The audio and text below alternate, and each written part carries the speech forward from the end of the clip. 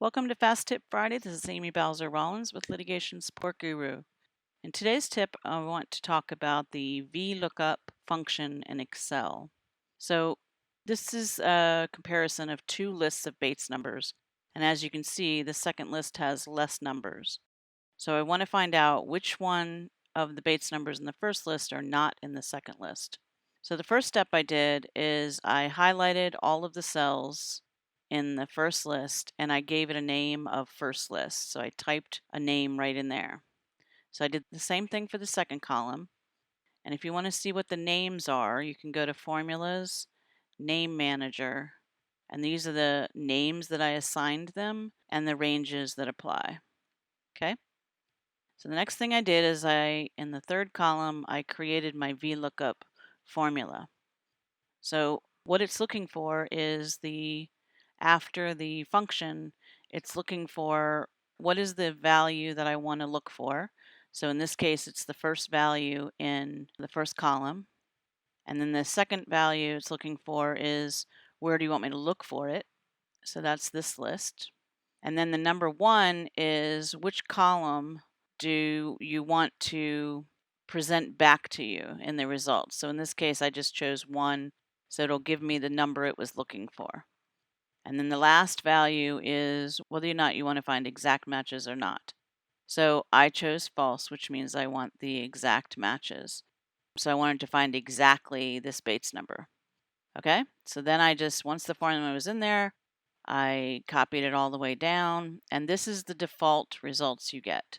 So by default, when you use VLOOKUP, it will put a hash n/a for the numbers that it doesn't find.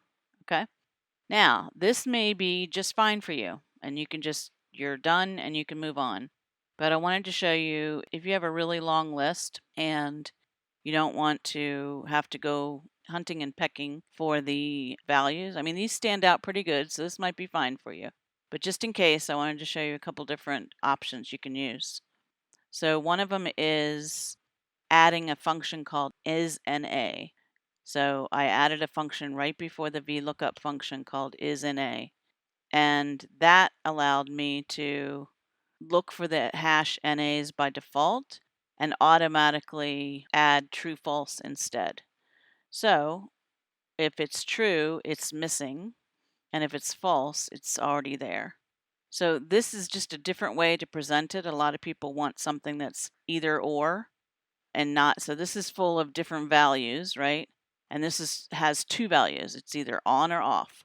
Okay. But this one is still not as readable.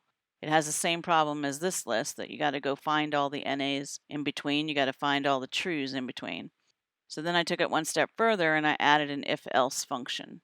So now if I click in here, the formula is everything from the previous formula, including the isNA, and I added an if in front of it.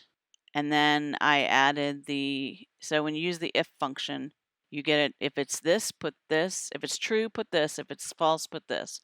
So I said, if it's true, put the words not found, and if it's false, don't put anything. So then I ended up with this list that's much clearer in terms of finding the ones that didn't match. Okay, so the other note is that over here on the right, I want to make sure that you understand that VLOOKUP has one drawback, which is why there's some other functions people use. But VLOOKUP is used a lot, but you can only look up values in the leftmost column. Okay, so I don't want you trying to do a VLOOKUP and trying to compare values that are not in the leftmost column because it won't work. Okay, so that's it for today's tip. I hope you can put that to good use.